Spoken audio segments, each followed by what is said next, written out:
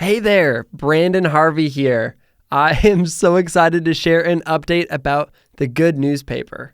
Last week, if you heard our episode with, we interviewed me, you heard about this brand new thing that we launched called the Good Newspaper. It's a printed newspaper full of good news. It's in a lot of ways an extension of the hopeful stories that we tell here on Sounds Good.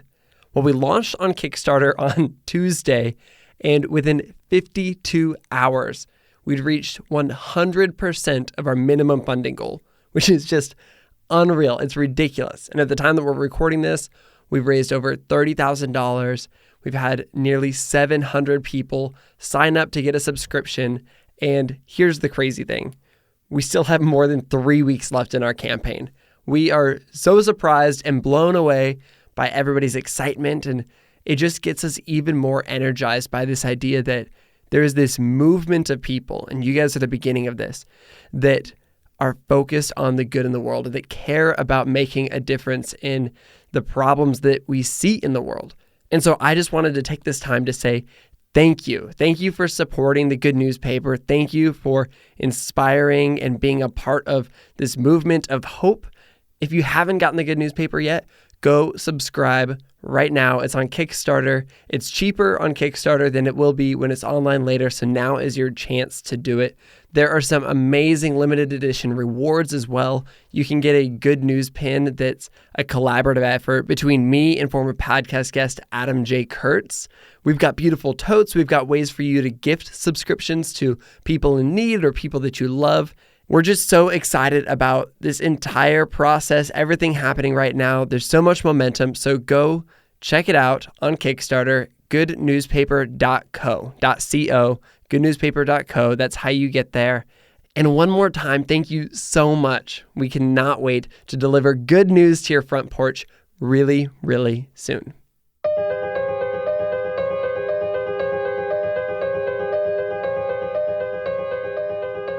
A few years ago, as we all know, Ebola ravaged through West Africa. It killed thousands of people, set communities back in huge ways, and caused a giant panic all across the world. During the height of the problem, I wanted to know more. I wanted to understand what was really happening on the ground. Over the top of gory photos and videos, I think it would be safe to call this devastation porn. I wanted a real perspective on what was happening. I thought, of course it's terrible. Of course this is a devastating, awful thing. But what if there's hope there? There has to be hope, right? There has to be some good coming out of this.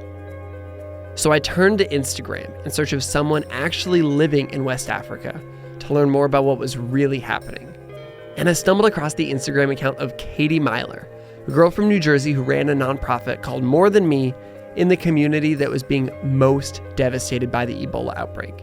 She was living in Liberia, and she was sharing with full and raw honesty the reality of what was happening. She was sharing the stories of the lives lost, the crying, the devastation, the mass graves, the overflowing hospitals. But she was also sharing the stories of the singing and the hope and the resilience in spite of it all. If you fast forward to later that year, Katie was named Time's Person of the Year, along with several other Ebola fighters. And nobody deserved the recognition more. The work that Ebola fighters were doing was meaningful and powerful and important and terrifying and brave, and I'm blown away. I got the chance to talk with Katie from her home in Liberia about what it was like to be in the middle of such a terrifying moment in history. She shared about why she was even in Liberia in the first place, why she stayed, and where that hope and resilience came from in her own life and in the lives of other people in Liberia. This conversation was an absolute treat, and I'm so excited for you to hear it.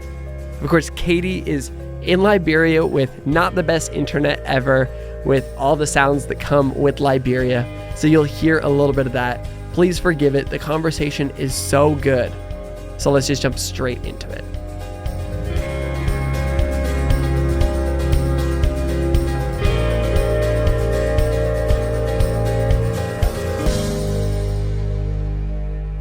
Katie, I just want to jump straight into things, and I want to talk a little bit about Liberia. A lot of your personal story is centered around this small country in West Africa. So I want to hear your very first experience with Liberia. What was it like the very first time that you got off the plane in Liberia? Yes, it was about 11 years ago, and I had never been to the continent before. I had traveled in Asia, and I had worked for a summer in Bolivia and in Honduras. It was my first time coming, and I wasn't sure what to expect. And I remember, you Google Liberia, and you find out there was this like 14, 15-year civil war, and you watch the movie Blood Diamond, and there was a Vice guide that I had watched, and just some things that were really intense about the country, and you weren't really sure. I was a little nervous. Yeah. And I landed, and it was, beautiful. There wasn't really an airport at the time. Still, it was 3 years after the war had finished, but it was like beautiful, vibrant green. And there was this big man, and like he looked at me, and he's like, this big beautiful person, and he was like, "Have you been to Africa before?" And he's like, "Africa is an emotion." And however, I don't know where he was from. There's not a Liberian accent, but I was like, "What does that mean? What the heck does that mean?" So I've spent the last 11 years understanding what he meant by Africa as an emotion, or Liberia being an emotion. And I remember just the drive from the airport to where I was staying at the guest house, and just lots of, people and these big, beautiful smiles, and lots of colors for, people wearing the Liberian lapa, the traditional, fabric colors. And I remember seeing this woman who was carrying a baby on her back, and she had like a machete in her hand, and she has like bananas on her head. And she was fierce, and just remember some of my first memories are of the joy that I saw and wasn't expecting to see, and that there wasn't even a paved road from the airport into town at that point. Just very everything was destroyed during the war, so there was close to no development. But people seemed happy that vibrant, happy, and that was my first impressions of Liberia. I've seen Blood Diamond. I've seen that Vice documentary, and they paint a pretty scary picture of Liberia. When you showed up and you were confronted with this reality that Africa is an emotion, and people are joyful, did immediately some of the fear dissipate, or did it take a little bit longer? Yeah, I think it was like a lot of unexpected, and we're always afraid of things we don't know. And I've always loved people, and I like meeting new people. I've always enjoyed new experiences. So I wasn't like completely afraid. I think the thing I was most afraid of course, there was this war, and I didn't know what to expect. And there were still empty bullet shells on the ground, or you could see a lot of the effects of war. There were these men at a lot of the stores. They're still hanging out around. They're have become my buddies after all these years. But the ex-combatants who have one leg or one arm, and they would put their stump in your face and beg, and in a really aggressive way. And so that it's overwhelming at first, I think, just taking it all in. But eventually, I think at first that's how I felt, is a little overwhelmed, but eventually got to, you get to know people's names and their stories, and you sit down and you listen and absorb long enough. I don't know how many months it took, but eventually, in the beginning curve was like, at first I was like, wanted to leave. And then I wanted, and then I didn't want to leave, and then I wanted to stay forever. And I was so sad to leave after that first 6 months. And it felt like it got to become like a home after a while. You get comfortable taking bucket baths. Where I was living, there was no running water, or things start to become more normal. Or you start to understand them more. I started learning how to speak Liberian English. I could speak the Liberian English small, and I learned some of the local dialects where I was staying. And you make friends, and things that seem so far away or distant or scary or overwhelming just become, this is my neighbor, my new neighbor, or this is baby, her name is T-Girl, or whatever the child's name is. There's so many along the way, But what first brought you to Liberia? Like why did you show up in this country? The backstory briefly is like I grew up in poverty in the United States, and my mom, my single mother of three, worked really hard, but didn't go to college. And so she worked minimum wage jobs, and we had some government assistance through the way. I thought my whole life, I lived in a really wealthy town. So my whole life I thought that I was poor and, and I thought the world was rich. And when I was in high school, I made a sign, send Katie to Haiti. And I went on one of these first trips, which of course, I don't know how I feel about those trips today, but it changed my life and helped me to see the world outside of my own life. Yeah, which is so important. It's one of those things where those short-term trips, now that I'm looking at it as somebody who's maybe a little bit more aware, they're kind of an unsustainable, maybe unhealthy system to bring people through. But I had the exact same experience at a young age where I showed up, I went to Trinidad and Tobago, and it totally changed the way that I saw the world and the way that I saw myself. And then it allowed me to do other stuff in the future. Exactly. And so it's this weird trade-off. Yeah, it is. I mean, I think that's a whole other podcast in itself. But I mean, it helped me. I learned the statistic 88% of the world lives in developing countries. And the majority of people who live in developing countries, many of them don't have access to their basic human rights of health care or education or clean drinking water. And I was actually one of the world's wealthiest people. And I wanted to do something to help and make a difference. It's just starting out very innocent of I love people and we're all people. We're not American or Haitian or Liberian, we're human beings first. And I wanted to do something. So I ended up after that, doing a bunch of trying as much as I could to do service projects overseas. And that's how it started. And then I got to Liberia because I was 23 and it was my first job out of college. And I got a job working for an international development agency. So it was it was an internship, actually a paid internship. And they assigned me to Liberia. And I didn't know much about the country. I Googled it, and then that's where I saw Blood Diamond. And, read all these, and see all these things about the war, which seems really intense. But that's how I came here. So it was a 6-month program where I was running adult literacy projects post-war and teaching adults how to read and write for the first time. It was an 88% illiteracy rate, along almost 90% illiteracy rate in the country at the time. And so I was working on projects that would help adults learn how to read and write. That's amazing. And you said that you were there on that project for how long?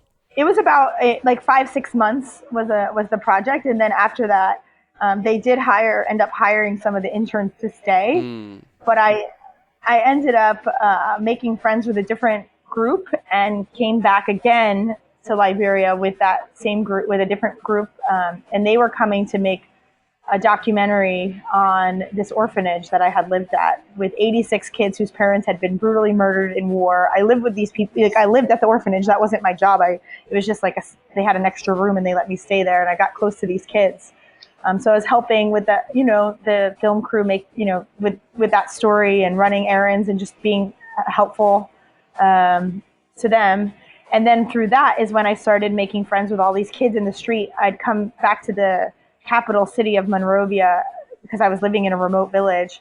And when I would come into the city, I met all these kids in the street who were selling and working, and young children, as young as 6-7 years old, selling water, selling bananas, wheelbarrows of used clothes and all kinds of things. So I started hanging out with them and asking them their name. And for my free time, we'd go to, Liberia's on the beach, and it's beautiful, beautiful ocean. So we'd go swimming and throw kids in the ocean. And I would say, if you could have anything in the whole world, what would it be? And the kids were like, we really just want to go to school.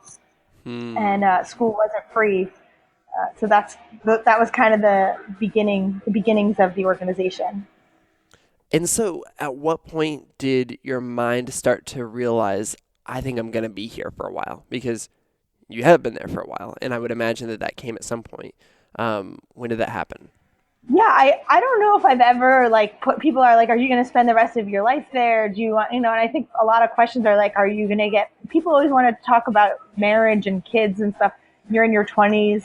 I don't know. I wasn't really thinking about that. I was, I first started helping these kids get to school, and I didn't know that was going to be my work. I thought I would just do that for fun. And my work would be, helping, working for another organization. I'd help some kids on the side. I never in a million years thought that I would have started an organization.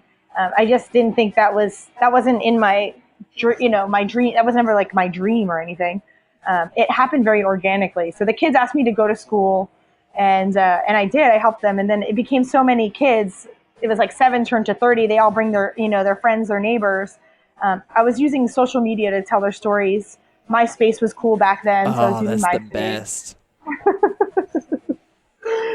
And then from then, people wired me money from like, my community, my home, my church, all these different places where my school, college, and I'd use that money to pay the kids school fees.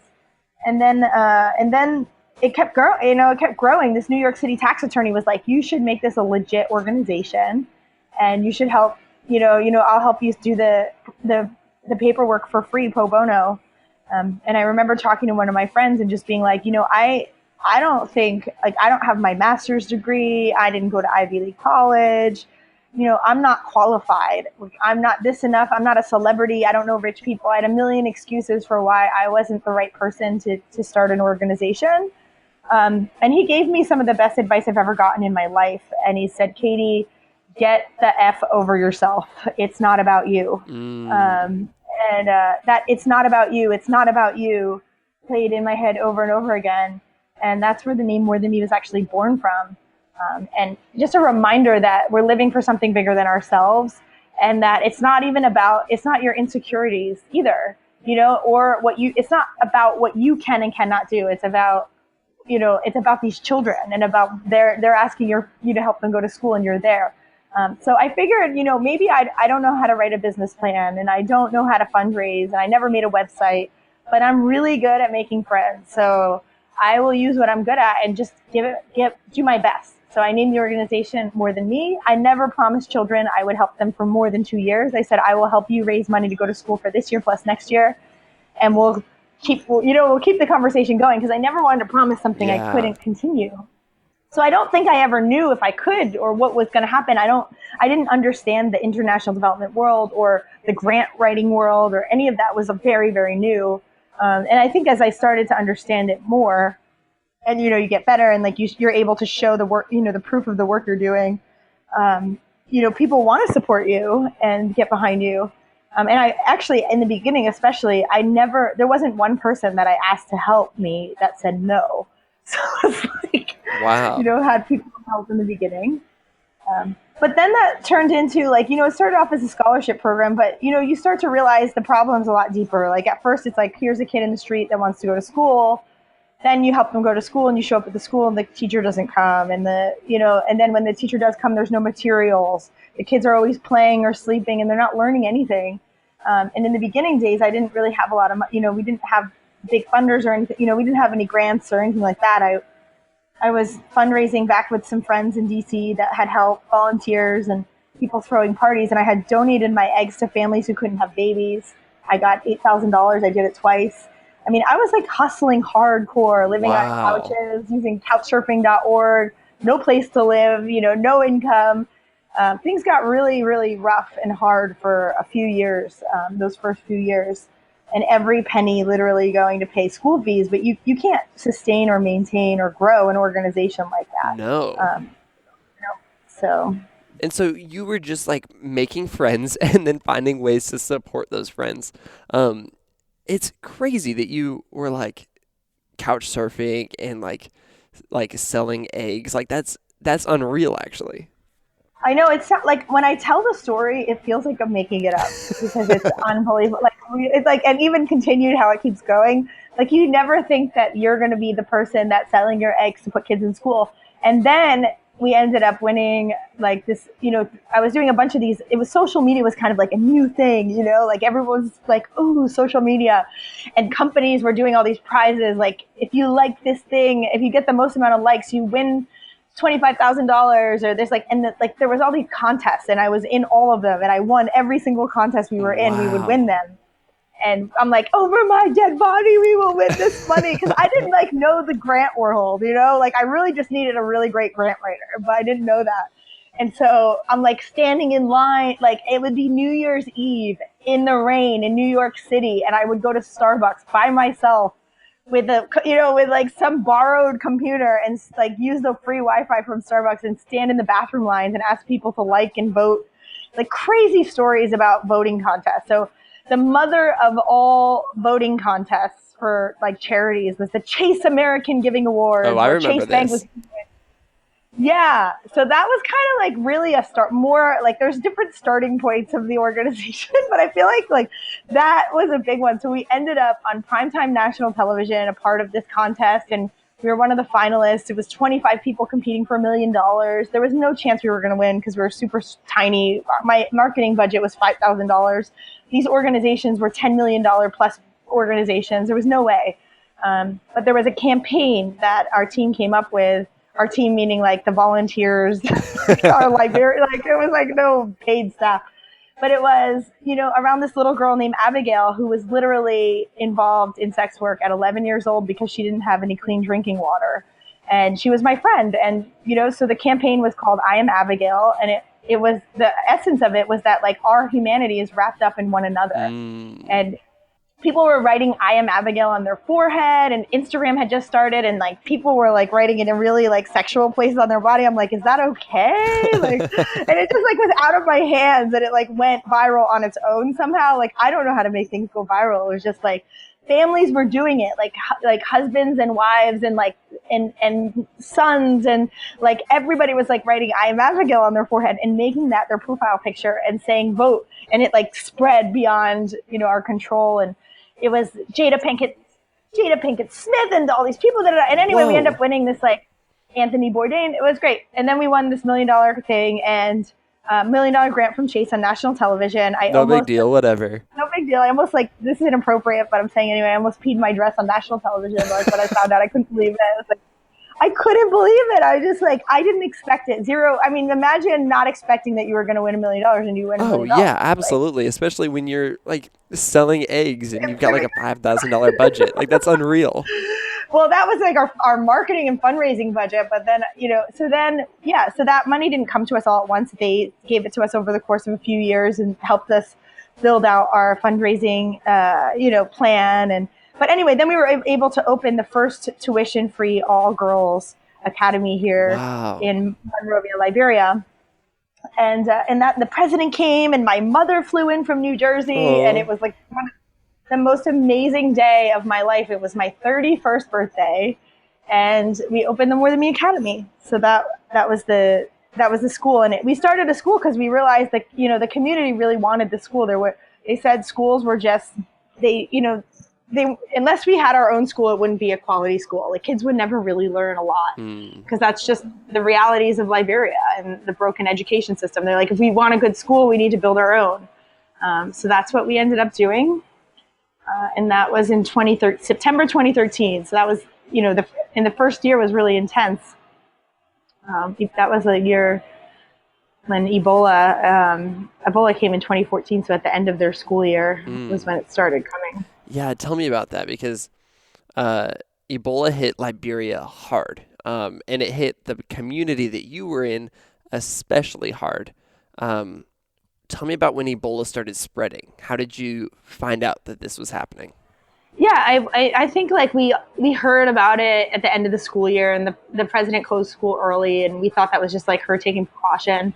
And like I had to Google, like you never know. You don't learn these things in school. No. Like, when Ebola attacks, like do this. Like, I didn't even know what Ebola was. I Googled it and I was, and of course there's all this information coming out about it, but it was far away and it didn't really reach the city yet.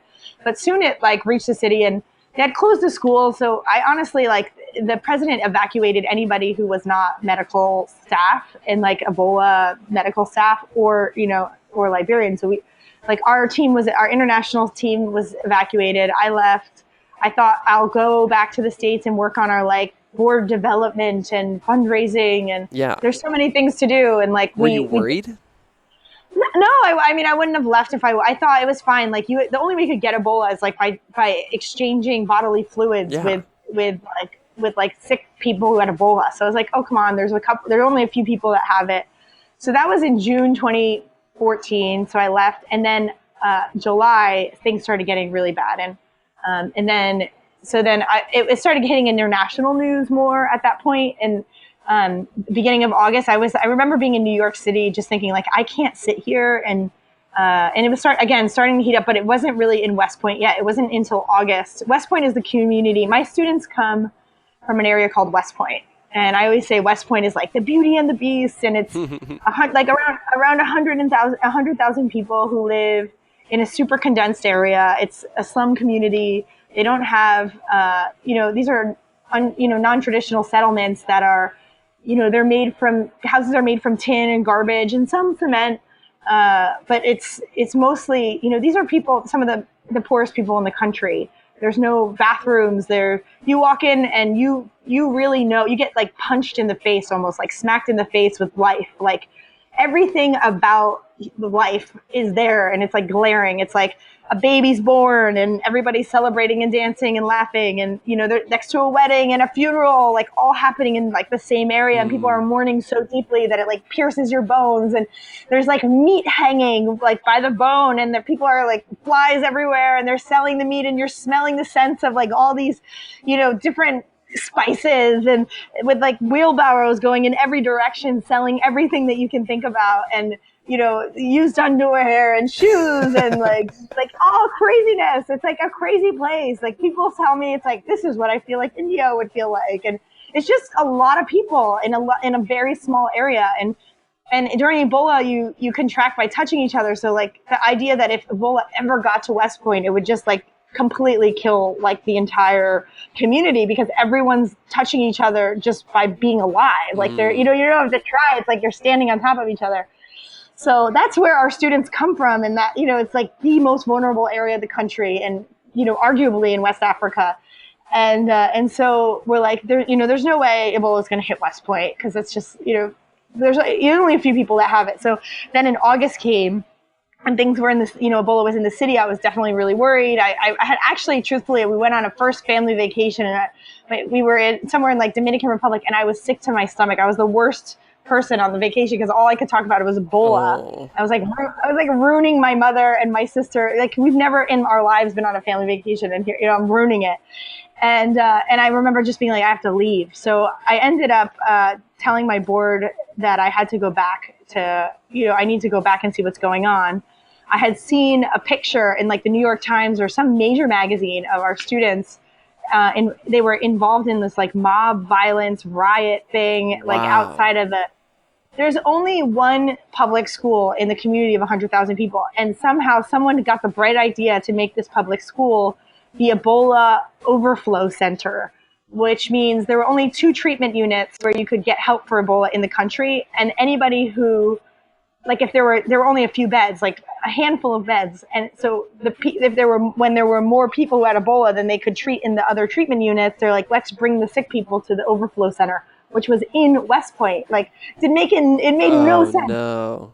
So the community flipped out and there were sick people and bloody beds. And the community was like, you're trying to kill us. There's distrust with the government. And they ransacked the overflow center, which was their school. They took out the bloody mattresses. No one knows where they went. And I saw a photo of all of this in one of these like magazines or New York Times or whatever. And my student, Albernita, is like a 14-year-old, 13-year-old student is there in the middle of it. And I was still in the States. So I was like, oh, wow. I called my board. I'm like, Ebola is now in West Point. Our students are there. Like, if I don't go back, like, I don't know what's going on. I'd call our staff and one staff would be like, oh, everybody's fine. Everything's under control. No problem. I'd call someone else and they're like, it's wartime and they're closing the ports and we're all going to die of starvation. Like, and I just didn't know what to believe. And then I saw that photo. I was like, I need to go back and just see what's going on. Yeah. And then I can let me help channel funding to the organizations and people who are doing the most on the front lines. So I came back. Isn't Liberia quarantined at this time? How were you going to get back in? I know. And I worried about that. I was like, over my dead body, I'm coming. Like I will canoe. I will sneak in somehow. And that's what I was thinking too, Brandon. I was like, are they going to let us in? They won't let you, they weren't letting people leave unless they had a visa. But I guess like if you could come in.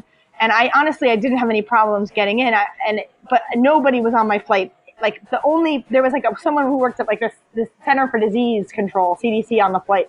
But other than that, there was nobody. And I remember being on the flight back, just being like, have I completely lost my mind? Like, why am I okay with all of this? And adrenaline by that time had like taken over, and I was like, prepared myself. I was like, for what, here I am going into this, what felt like, I had signed over my, like, what is it called where you sign over your rights so they can take care of your remains? Like I had to do that before I left in case I died. Like that. So I kind of knew like there was a chance I could get sick.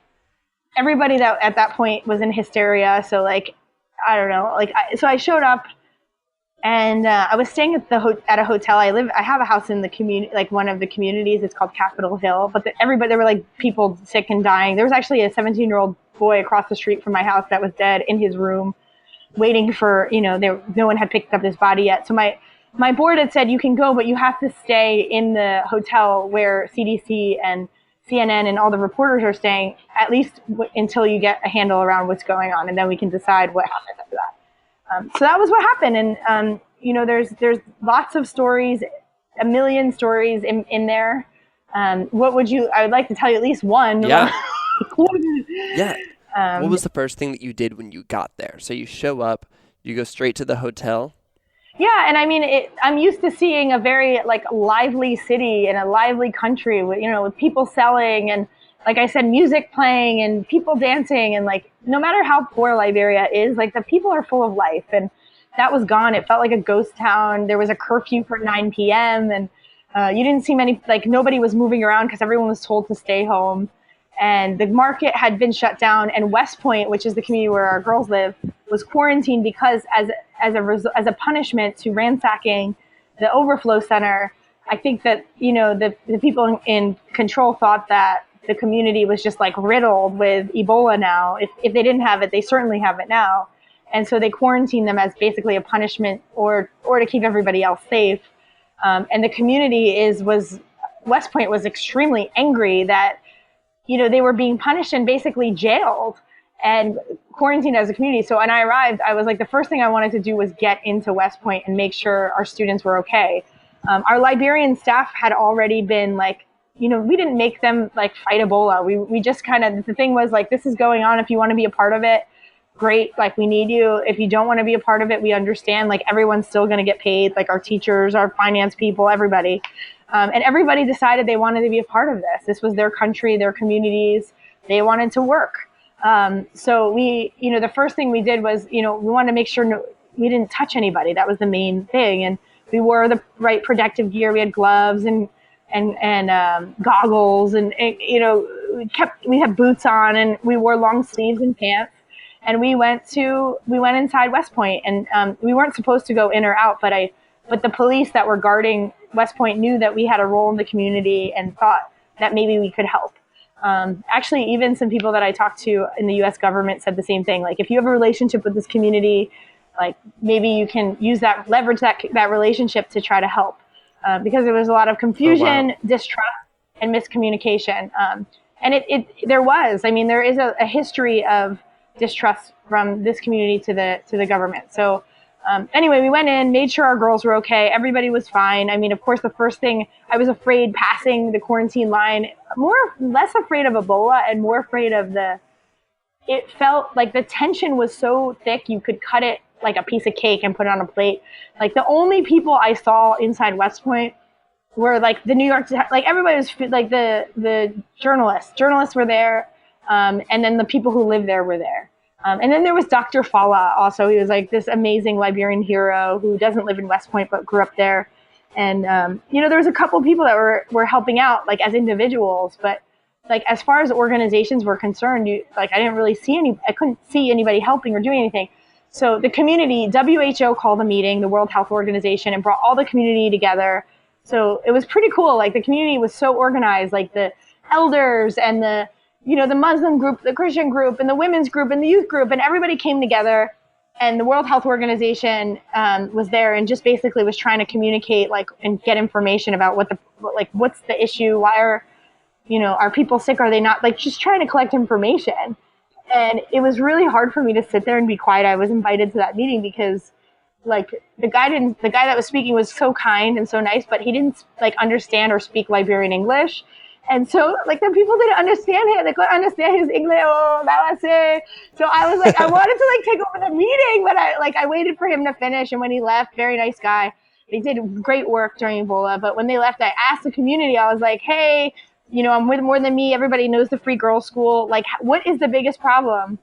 And what can we do to help? And they're like, well, we call for an ambulance, and an ambulance doesn't come for 4 days.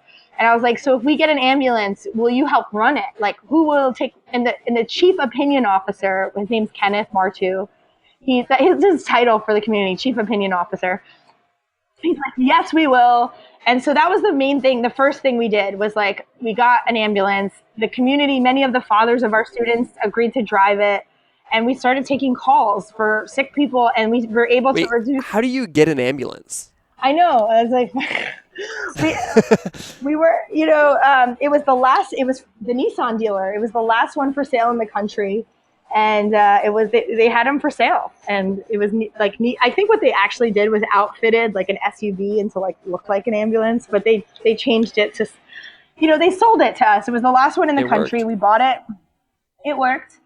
And the idea was, like, we were able to change the wait time from 4 days to 15 minutes for people who called for an ambulance. Wow. So that obviously was a game changer for people, because if you call for an ambulance and you don't get anybody for 4 days, by that time you're sick and you've now infected your whole family with the virus, and you're living in a little house. Like, your house is the size of, you know, a tiny bedroom, with everybody basically, like, when you're sleeping, you're touching each other. Like, people touch while they're sleeping. And, you know, you got on average like 7 to 12 people living in these rooms. If someone vomits or has diarrhea, like, everyone's going to get sick, and you love the person, so you can't help yourself but want to touch them or help them. So people were just getting sick like crazy. It was like snowballing. You know, when I got there, like August and September, I really started to think that, like, the Liberian people would be completely dead. Like, there would be no more Liberian people. Like, everyone was going to die. That's how it felt. That was the sense that the communities had. There was no help. There weren't enough treatment units. The ambulances then we got our ambulance. There was nowhere to bring anybody, like, because there were no beds. Like, the treatment units that, you know, some were obviously good, but some of them weren't staffed. Like, people who were on strike. You know, it was just like, it felt like complete chaos. But like dead people in the middle of it, like dead people on the street, people asking, you know, you're not allowed to touch anybody, so everyone's afraid. And these are people that usually help. Like, this community in Liberia's culture is to take care of one another and take each other in. And it was asking them to do something that who was, like, adamantly against the nature of who they were, which is to, like, isolate yourself and don't touch anybody, like, don't help anybody. And so we were seeing children who were, like, left behind because their parent went to the treatment unit. Or some of the kids that, like, this is literally, we brought our ambulance to one of the overflow centers called Redemption Hospital. We're sitting there in the craziest scene you can imagine. And there's, like, a woman died in front of us, in front of our ambulance, like, in the car in front of us. There's screaming mourners all around. And then there's these garage doors, which is where the entrance to the hospital, which it's really usually the back of the hospital, but here now it's the front. And they open up, and there's all these people laying on the ground or, like, half off of a bed. And it's like the living amongst the dead were all there. And my gut reaction, I was, you know, with one of my other team members, was to, like, run. There wasn't any water, and was to run inside with water. So we, like, start handing out, like, bags of water to people. And we look up and we see these guys, like, in full-on moon suits walk around the corner, like the full-on protective gear. And we're looking at each other. We're, like, we're, like, we have gloves on and goggles. Oh, wow. And we're like, what are we doing in here? So we run out, and, like, we're crying under our goggles. But, like, you just can't help yourself from, you know, you're, like, you think you're strong enough to see a kid dying alone without anybody around them, and you can control yourself. But you're just, like, your human reaction is, like, it's like a knee-jerk reaction is to do something and to help. So that, and then another ambulance pulls up, and they're removing, like, the dead bodies and putting them into the back of this pickup truck. And our ambulance filled with a family, like, of children, like, legit, like, mom is there with her sister holding a baby that's on the verge of death. The nose is bleeding. And I have photos of all this. It's, like, real, like, not exact. I'm under exaggerating anything, like, underplaying. And then this ambulance pulls up. they're taking the dead people out. And then I look at the ambulance and there's a little girl like in a pink party dress. She's like 3 years old. She's sitting on the steps of the ambulance. And I'm like, what is this child doing there? Like, who is she? Why is she in the middle of this crazy scene?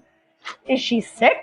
And they open the back of the ambulance and they pull out her mother. She had just watched her mother die in front of her inside of the ambulance. And the community had refused to take this child in because they knew that she would be sick or she might get sick. There's her mother's sick or one of her other relatives died. So naturally they would take in a child like this and say, I will take care of you.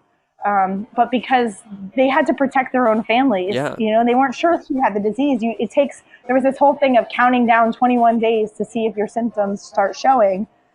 So I asked, the girl her name, and she said her name was Perlina. She was like the sweetest little thing. And I'm like, Perlina, I look at her, I'm like, I love you. And I asked them where they were going to bring her. And they're like, well, they're going to bring her inside the holding center into Redemption, where I'm like, you're going to bring this child into all there. And I said, why? And they said, because the community rejected her. And I was like, is she sick? Does she have any of the symptoms? And they said, no, but there's nowhere else. Nobody else will take her. And I was like, I'll take her. So that was like when we decided we have an extra building and we turned it into a quarantine zone for children with, Disney movies and ice cream. And we brought in social workers and a trained team to be able to protect themselves and the children and count down 21 days with kids. But at that time, there wasn't any other spot for them. Eventually places, a month or so later, places opened up and then we were, so we saw ourselves at the time, we had a plan. It wasn't like we were just doing anything. It was like from A to Z, this is how to get rid of Ebola. And this is what to do if you see a child. And at the end of it, it's like, when you can do nothing else, sing and bring dignity in death. So we were like doing a lot of singing and praying with people as they died. So you just used the phrase bringing dignity to death. Tell me more about that. Yeah, I mean, I think at one point it was, August, September of like the heaviest hit months of Ebola. It was sometimes felt as though, I think in that scene where I met Perlina and, in this intense scene, I remember calling one of my best friend and a board member and saying, what do I do? I mean, we've done everything we can possibly do. And here are these kids there was a little boy dying outside, Charlie, 8 years old by himself. It's just really heartbreaking, the whole situation. And I'm like, I don't know what to do. And I was feeling bummed, obviously really sad. And she said, Katie, just sing. And, the people love when you sing and sing the Liberian gospel songs. They love that. And she was right. Like, I was like, okay, let me go. I gotta go. And so I just started singing prayers with people as they were dying. And that became a part of our model. Like, A, bring awareness around what the disease is. It's like B, active case finders, find the sick people. C, when you identify a sick people, if they have these symptoms, call the ambulance. D, the ambulance comes and picks them up. And all of this is done with dignity. But it's like when you get to the point where there's like A, B, C, D, E, you've done all the steps and it's like someone's dying right now, and there's no place for them to go. There's no family around. You're that person. And it's almost like, God has you there in that moment. And we're not a religious organization. I mean, I think that, but we all just believe ultimately, that human life there's dignity in it and is valuable. And that we should love. And so it's like, you're there to be that person's family in that moment. Like their family's not around. That child's mother isn't there. Like you're the child's mother right now. And so oftentimes I'd be sitting there, everybody kind of did their own thing. But I remember telling this little boy, Charlie, like, your mom loves you. She's proud of you. She's here with you, even though you can't see. I was making up stuff, you have to make up things. Like, I don't know. I was just trying to say anything I could say to comfort people. Praying with them, and then singing with them. And that was it. It's like you do everything you do to keep people alive. And when you can't do anything else, sing and bring dignity in death. These are human beings. We're here and we're lucky and privileged to be in this moment with this person while they're passing, and do everything you can to bring dignity, because it just seemed like people were just dying on the road with nobody around. They couldn't move, they couldn't talk barely, and there was very little we could do at that point. If there were no beds left, or if that person was already on their way out before we were going to be able to get them any help anyway, do what you need to do to show love at that moment. So there was a lot of that, especially, when things were really out of control. And there wasn't much help. And that was really Redemption Hospital was like the number one place for that. There was one time where I left, it was back to that little boy, Charlie. I couldn't leave. I was like, we had to keep going. We had to go fill up water. There's other things we had to go talk to the Minister of Health so she can get water delivered to the things we had to do. So, you sang, we pray, you give the kid water, you tell him he's loved, his mom loves him, and you leave. And so we left, and I just couldn't get the kid out of my head, and it was getting to be darker, nighttime. And I told my team, I said, I'm going back to Redemption Hospital. I can't get that kid out of my head. We just go check on him. And so it was like right 8:30 at night or so, and we went to the supermarket closed at 9. So we went to the supermarket, and I bought every single toy they had in the supermarket. I'm like, fill it up. And, candy, we even bought ice cream, which was probably stupid because it was like going to melt, but whatever. And we just went in and, we got into Redemption in the middle, like went inside dressed in full protective gear, head to toe. And we were like the toys and ice cream crew of, finding the kids. I mean, there were parents there too. I remember, I'll never forget telling this weeping mother, she was weeping that her other child died, because we're like handing out toys and she was sad. Like her kid wasn't there to get a toy because they died. And I like looked at this woman, like I was the biggest, like almost like I felt like a monster, in the moment, but I was like, Mama, you got another child here. You need to be strong. And like, you just like get your act together for your other child. Like, and that was kind of like the mentality, but trying to be full of love, but also like, like people were panicking and, they needed some sense in them. So we found Charlie inside. I went looking for him and we gave him ice cream. And I asked him, he could barely talk. This was probably his last moments of life. And said, if you could have, if you get out of here, I'll get you I'm going to buy you a new bicycle. Like I had read some article where it was like the psychosocial of a child, or people, like if they believe there's hope outside, they will like fight harder to stay alive. So I was like, do you want a bicycle? And I said, do you want a red bicycle? And he shook his head no, because he couldn't really speak. And so we're like trying to talk to him because he couldn't really talk. He said he was 8 and he was Charlie. And whatever, I just remember standing over him and I'm like crying. And he said, like whispered, because he could barely talk. And he looked at me and he said, God will bless you. Here's like an 8-year-old boy trying to comfort me in his last moments. And I just remember my friend was like trying to get me to go. It was like time to go. We're like squashing through vomit, feces, and blood through like this horror scene of dead children, like people mixed together, people who were alive and dead mixed together because people were dying. And then while they're dying, like there's nobody to pick them up right away. You got to wait till the next day till the people come. The Red Cross was removing the dead bodies. So, it was just, I remember standing there just being like, I'm not leaving. Like, I didn't want to leave. I said, I'm not leaving. My friend's like pulling me, like try to fight with me. I'm like, we're fighting in the middle of the scene a little bit, but I never saw him again after that. But that's a little bit of showing, and like there were people dying outside that were naked or half naked, and you cover them with lapa, like the Liberian African cloth, and just do whatever you can. That's it. It was just that, hopefully, so we definitely saved countless lives, but for the lives we couldn't save, it was like just being there to love. That's absolutely beautiful. I remember when this was happening, and I had somehow stumbled across your Instagram because I was reading the news, I was reading the media, and it just felt so hopeless reading everything that was happening in Liberia. And so I was in search of somebody who was sharing a little bit more truth, if you will, because that when you're in a situation like that, there is hope and there is dignity and there is beauty. It's just a lot harder to find, and it's not what like the mainstream media is going to necessarily report immediately.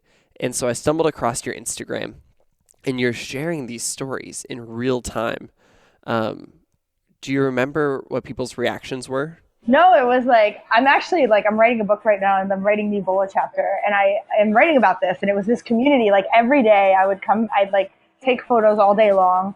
I remember feeling uncomfortable at first about taking pictures, but then actually Esther, who you heard me singing with the other day, she's like, Katie, you got to tell the world what's really happening. Like, then I was like, forget it. I got to stop caring what anybody thinks. And just like, people want the world to know what's going on. So I would take photos all day. And the craziest scenes, like I had to tell a mother that her daughter died. Like I couldn't even get the words out of my mouth. I couldn't say it. It was the most horrific thing. That's by far the worst thing I've ever had to do. I can't even imagine. No, I just put my head down and started weeping, and like the moms went crazy. And, and so I took a picture of her weeping because I wanted people to know these are real human beings. This is a real mother. It's not just numbers. No. And then like in the middle of all that, I saw one of my girls like in West Point playing dress up with like makeup, all this weird makeup and like funny clothes on. I took Regina, like here in the middle of craziness, like active case finders and ambulance, and moon suits. Here's this child playing dress up, like, because she's a person. And I was showing a lot of baby Katie, who's like my namesake, my best friend Esther's daughter, because I'd come back after this insane day and like she represented, like she was happy and normal. She's a kid. She's a 3-year-old child at the time. And she's the future of Liberia. Yeah. And, I was just trying to show that like this is not a disease. You're fighting for some, like I think when you're so far away, you don't understand. Africa feels so far away, but like Liberia is the same. Everybody's got family and they have people they love and their children and their wife or their husband. And, you've got jobs that you're not doing, or, you've got we've got a lot to connect, a lot of humanity that does connect us. And that's what I've heard my Instagram page became. So I was taking the photos during the day, and then I'd come back every day as like part of my own therapy. And like, I'm a sharer. I'm a naturally extroverted. I love I like sharing, and it makes me feel better. So I was able to get it all out on Instagram. And my Instagram page became like international news at some points. They were like using it for like, People magazine and Mary Claire's women. Like they started taking articles. I didn't know they picked 25 women that like, or whatever, 10 women that were, I was highlighting not just like obviously the work we were doing, but I was showing everybody's work. I'm like, here's Marie from this organization. And like, these were the people that were fighting. And what you learn is it's not an organization that, like, of course there's some great organizations out there, but it's human beings inside those organizations. And that really made the difference. And it was communities and people that just had compassion and that did something. And social media was a big outlet for that. And then people were writing really encouraging comments. And I feel like I gained a lot of friends, like a lot of people I've never met through that. And I always say, like, we built more than me. I said we were founded on MySpace. We built our school through Facebook, and we helped end Ebola through Instagram. Those photos were able to highlight what was needed and used as a way to direct funding to where it should go, and able to help the rest of the world to understand that this wasn't moon suits in space. This was baby Kate, and Perlina. And it was successful. Ebola went away, and it unfortunately took a lot of lives in the process, but Ebola is non-existent in Liberia. Yes, thankfully. There are currently no cases of Ebola. That's amazing. How do you recover from seeing so much? You were there, you experienced things that most people will never, ever experience a fraction of. How do you come out of this? Yeah, I don't think that I will ever be the same, nor do I don't want to be. I don't really want to recover. Of course, I don't want to walk around crying, or like there's this backpack. I was in a treatment unit myself with the symptoms, and there's this backpack that I was wearing that they burned. And every time I see people wearing it, it brings back these memories that I get. The first 2 years I was getting flashes of dead children, and I don't see the flashes of dead children anymore, but I definitely don't feel like I will ever be the same again. And I don't want to be. And I'm channeling that hurt and that anger and disgust and those emotions, and the beauty of, the beauty that I saw of communities coming together and people coming together to support those communities, into helping to rebuild the entire education system. And that is, it's happening, and it's unbelievable what's been happening, and I'm proud of it. And if these people that died, like Sarah, who I looked into her eyes and told her she was going to be okay, and she died. Like, if I just had moved on and went back to the way that things were before that, we had our one school and we kept going, I'm not sure. I don't know how I would have really recovered. But I think recovering for me is to make sure this never happens again, and doing my part in that. What is my part to make sure this never happens again? I know the names and stories of dozens of people that died. I knew the faces of a lot more, and I'm still connected to their living family members if they have any survivors, and there's no way that I can just pretend like that didn't happen and go on like everything is normal. So what actually happened after that was, I know that the root cause of Ebola, the root cause of sexual exploitation, which we deal with every day with our students, and the root cause of extreme poverty in this country is the lack of systems that makes the country so weak. And because of that weakness, you're able to have an epidemic like Ebola, or you're able to have a civil war. And at the root of that weakness is the lack of education. You can't build a health infrastructure or a justice infrastructure or any infrastructure if you don't have human capacity to do that.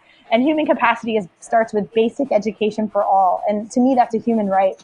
So I've been working with the Ministry of Education to help rebuild the education system. The largest education reform that's ever taken place in a nation happened. It's called Partnership Schools for Liberia. After we helped catalyze that, we're now working to manage. We have managed 6 public schools this year, plus our own, so 7 schools, and We're growing to 500 in 5 years. And we're not stopping until every child receives their basic human rights of safety, health, and quality education. Because we know that that's the way to really prevent kids from being sexually exploited, like Abigail, or from an Ebola epidemic like Sarah died in, or to prevent war, which many people here have those stories of their families being ripped apart. So that's how I recover. But better yet, if you don't mind, I write and perform spoken word poetry, and that's one of my ways also for coping through things. Is I channel that emotion into words. And I'd love to share one of those poems with you. Oh, I would absolutely love that. I would love it. Okay, the poem is really intense. I call it my Ebola poem. And the song that I'm singing here is one of the songs that I would sing while people were dying around. Thank you, my Lord. We just have to say thank you. Thank you, my Lord. Men in moon suits shovel corpses like they're rubble. Bodies piled high in the back of pickups. Crowds across the street keep their distance, and the sounds of mourning screams are constant. People lie like dogs on the street. The treatment units are full, and their cries for help go unanswered because the world's afraid to come too close. In rubber boots, on bended knee, the stench of death was mixed with feces. His soft baby cheeks were against the dirt and dust. There was no mop for his hand to cup, alone in a bath of his own blood. His big brown eyes looked at the world with love.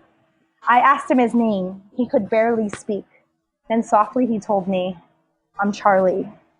He reached for my arm, but I had to back up. As much as I wanted to hold him, this is an enemy that preys on love. If only my songs could hold his face, encircle him in warm embrace, the soft notes down his back I'd trace. Thank you, my Lord, we just have to say thank you. Death tolls are rising like the tide. Tension is more tangible than touch. Bodies are being buried in mass graves while experts sip coffees and lattes, have cocktail parties and all-day debates on the best strategies and philosophies that determine the fate of these communities that they have never even fucking been to. So I beg you now, please help. Boots on the ground is what we need. We are out of water and PPEs, no bleach, no bed, and no IVs. Wages for employees? Hospitals transmitting more disease, a country that lacks complete capacity. And there was Esther, hairnet on her head, in a woman's oversized flower dress. The people all around her sang, arms stretched to the sky in praise, but Esther wouldn't stop crying. This is a survivor's party, except there was nothing about her that was happy. She survived Ebola, but when she woke up from her coma, she learned that her entire family didn't. She was about to be released, except for there was nobody there to get her. In a country without adoption and with no foster care system, where will she go? And the world leaves her in the hands of the Liberian government that is vividly broken. As you freak out about an outbreak in America that will never freaking happen, for God's sake, get a grip. Sarah was stronger than any human being I've ever known. I gave her 2 teddy bears and a phone. We stood outside of the Ebola treatment unit, and I looked into her eyes, and I told her that she was going to be just fine. to fight with all her might. I lied. She walked down that dark hall and she never came back out. Are you sure? She seemed so strong. Sometimes they just drop dead. I couldn't get the words out. I just looked at her mother. My lips quivered. I dropped my head and sobbed. She got the message and collapsed. She flung her limbs in the air and shook. No place to say her last goodbyes. No I love you, baby. No tears to wipe. No hand to hold throughout the night. No forehead for her to kiss goodbye. Sarah's life is gone. The world doesn't stop. The debate goes on. The blame goes on. The corruption, the disorganization, the fight for attention, the jealousy. This circus goes on. She is gone, gone, gone. We let this go on, and now her precious life has slipped gone. I'm not okay, and I don't think that anyone gets it. No one. These images won't go away. They stain my mind and keep me awake. I think about that little girl just dead on a bench, or Sarah's mother's face. I sometimes weep thinking about what a lonely, inhumane death small Charlie had. It's sad and it's dark. But then I think about all the survivors, like Esther. All she has lost, but she has life. I have life. You have life. And we must use it to our max. This will never be okay until we make sure it never happens again. That was absolutely beautiful and so powerful, Katie. Wow. Thank you. Thanks for letting me share. I wrote it after, I had all these feelings and I've tried to actually that poem is a compilation of a lot of like different journal entries and like even things I was writing on my Instagram subject, like descriptions with the photos. But, I was speaking at an event, Forbes 30 Under 30 asked me to specifically give a poem about Ebola. So that helped me put it all there. And I was sharing that poem in Israel, which was like really like a strange, this very layered. Yeah. But at the end I say this will never be okay until we make sure it never happens again. And so that's what we've been up to now. And it's not as sexy as obviously as Ebola. Like Ebola is this scary, crazy thing that's getting all this attention and it can hurt you. But people don't realize that like the root to that scariness and why we were all so afraid are is the broken systems that allowed for that to happen. And it's not as sexy to talk about. And obviously there's a lot of people doing great work to address it. But oftentimes, and we know this, and I'm writing about this in the book, is a lot of the aid is just, it's not directed and it's not going to the root causes and it's not cohesive. So what I'm really excited about is rather than just complaining about that or pointing fingers of blame and not watch anything change, is that we have this project, it's not really a project. It's Partnership Schools for Liberia is that every child is in a public school receiving their basic human rights through education. And there's many partners working to make it happen. And it's really exciting. And it's been inspired by all the work that happened together during Ebola when people came together, especially communities that fought on their own children's behalf. And that's what's happening here. So it's really, I don't know, I'm super pumped to be here. This year has been one of the best years of my life, just seeing kids go from zero to learning in classrooms with basic human rights. And what are you excited about in the future? What are some of the things you're continuing to build on? And then on a personal level, you alluded to this before and that people ask you this all the time, but, do you see yourself in Liberia permanently? Yeah, I definitely want to answer that because I think that's interesting. It's like just in general, I think it's the way society thinks about, let me first just answer that because I'm talking about society. I think especially in America, like there's this assumption of how your life is going to look. Yeah. And, and because of that, there's like pressure around it and pressure from your family to, pressure to make a certain amount of money or to do a certain thing. And of course, we all need to like live and you want to live comfortably. You want to be able to take care of your children. But I don't know. I think that like I haven't for so many years, I didn't really give myself space to think about that stuff. I moved to Liberia when I was 23 and just like kind of put my head down and we, started working really hard. And I, of course, in my heart, like you want to find a partner and be in love. And you think about like adopting kids or having a baby. I think that's a part of being a person. I don't know. A lot of people feel those things. But first and foremost, was this desire and passion to really see this vision, my vision for More Than Me fulfilled. And in doing that, I've, personally, I have met a partner and I'm excited. and if I hadn't, oh well, you know what I mean? Like, I love that I get to live a life where I'm filled with purpose and doing what I love every day. And I am excited that I have a partner, but it's like, if I didn't, it's not like I'm not defined by having or not having a partner. I think that's how the Western world, or not even the Western world, the world and societies in general define so much of our lives by that. And I want to be more defined by, by how much love, how much of myself was I able to like give to the world, and like how much did I love, and how much did I get to live what I believed I was created to do. And those things to me seem like formal and like paramount in my life. I want to be everything I was made to be. And if that includes like falling in love and having kids, great. If it doesn't, like, that'll be okay too, And I think there's a lot of space and room to have conversations around that too. I know that this is probably not the podcast for that, a different one. And then I think like the vision ultimately, and what I see for the future, is that I hope that we do our job so effectively that we're not needed. Like, I want to go out of business in Liberia because we've accomplished our job, and it's more than just a job, but it's like, this country only has 4 million people. It's a tiny country, 4 to 5 million.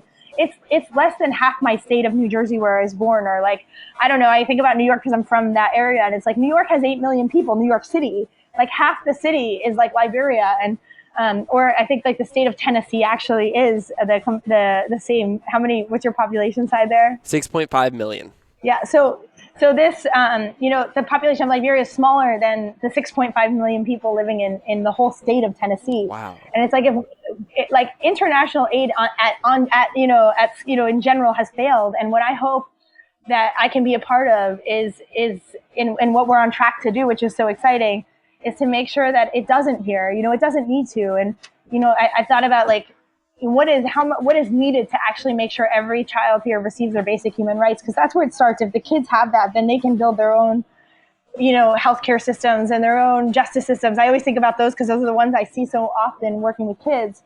But all the systems, transportation and lands and all these different infrastructures that make that include basic human rights that that are less fun and sexy to talk about, but are all included. But what I want to do is I need to raise, in order to do to accomplish that, we have to raise $25 million, and I have 5 years to do it. So that's what I'm hoping to do. And I don't know. And our work will continue. We'll be in 500 schools personally, but we have other partner organizations that work in the rest. And the goal is that every single there's 2,750 public primary schools here, and that every single school would have a partner, and that partner would work to ensure that kids have their basic human rights through those schools. Our goal is to get to 500 in 5 years, and in order to do that, we have to raise $25 million.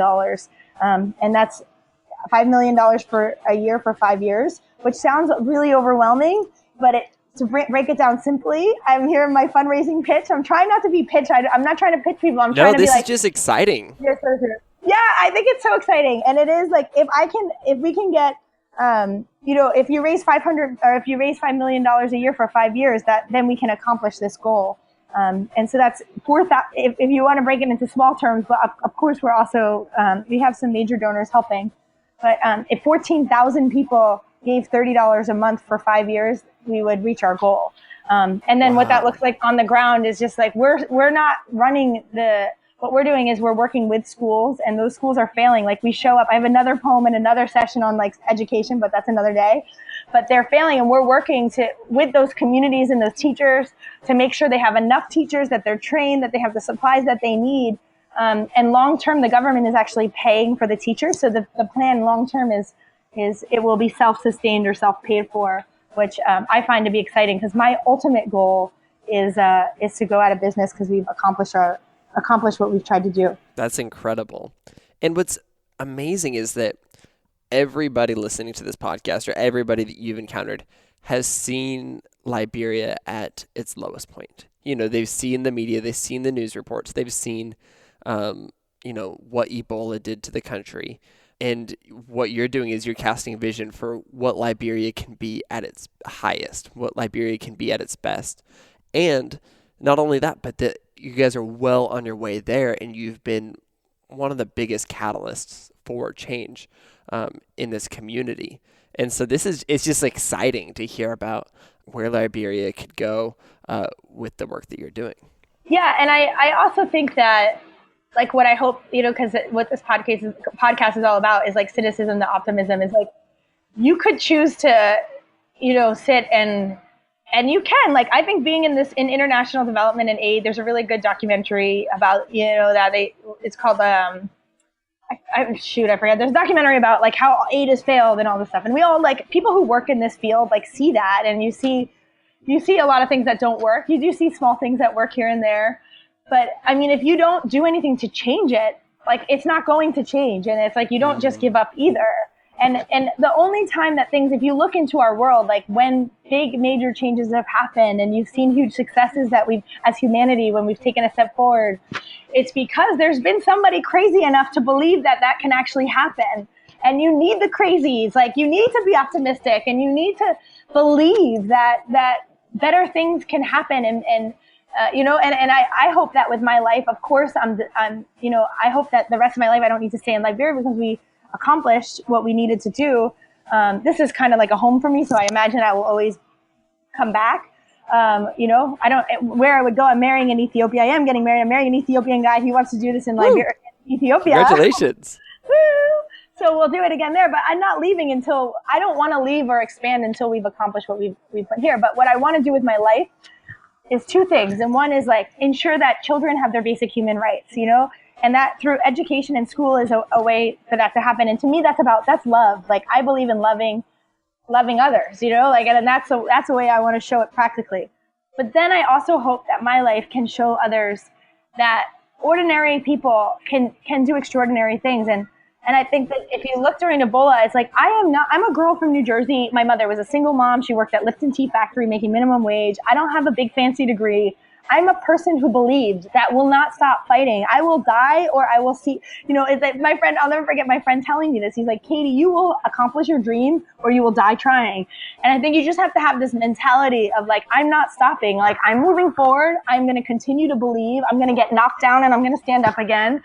And, if each of us kind of took our own corner of the world, whether it's like Tennessee or, wherever it is, your family or your school or, whatever it is, and you kind of like had that vision and belief for that place and joined, other people with other people in believing, we're the ones we've been waiting for. Like, seriously, my last piece that I have to, is that in the middle of Ebola, in the middle of the craziness, like death everywhere all around us and the sirens going off constantly and a lot of fear happening and the fear and chaos, in the middle of all of that, I'll never forget, every morning we would come together and, Liberians, we would, people would pray and, like, that's and before we would go out to these communities in the middle of these, like, really harsh places and sing songs. And I love singing, and it's just fun to be a part of that.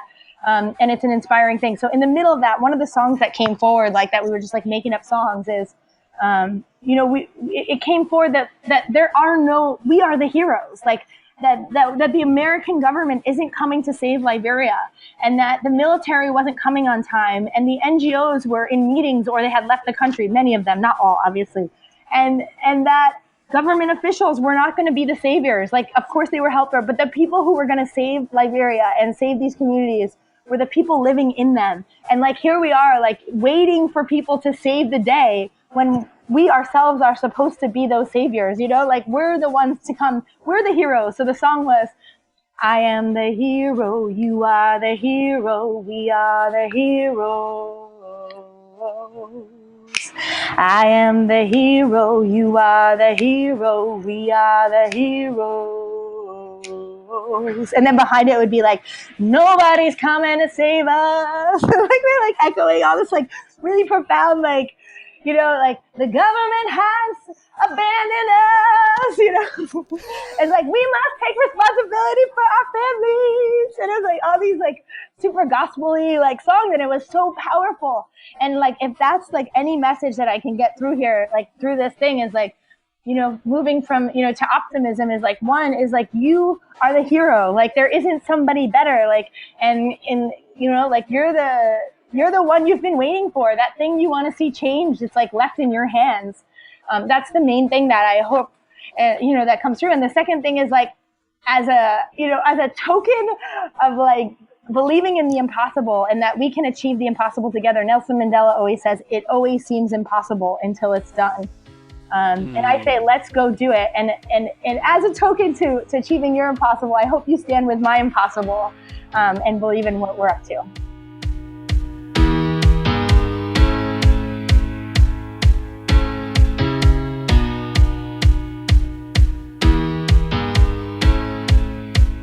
Oh my gosh, Katie is so amazing. That was so good. She's so inspiring, so brave, so artistic. Everything about her is fantastic.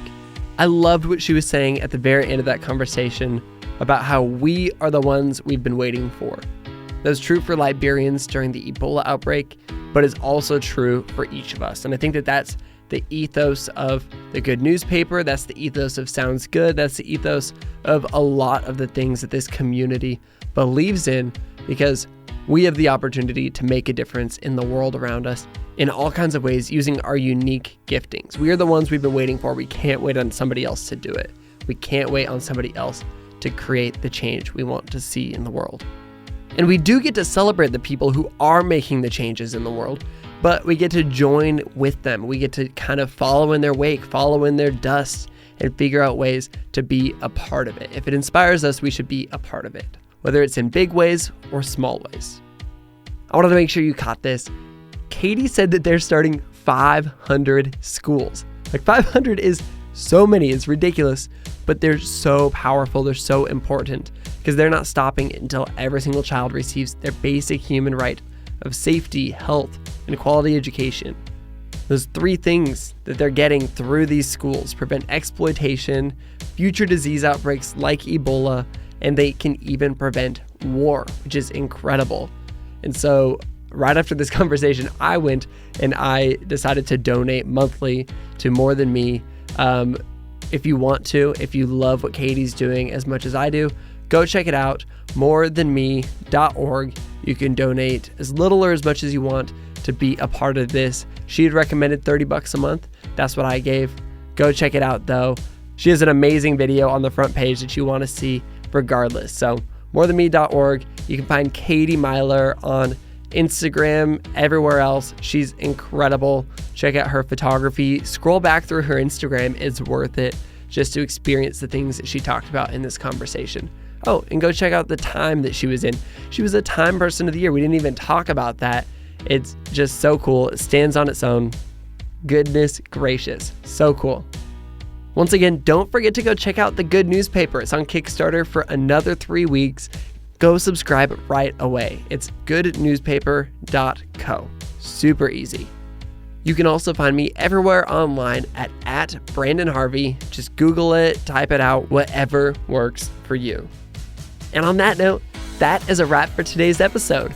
Go out and do some good this week, and we'll be back next Monday with another inspiring conversation with an incredible person. Sound good?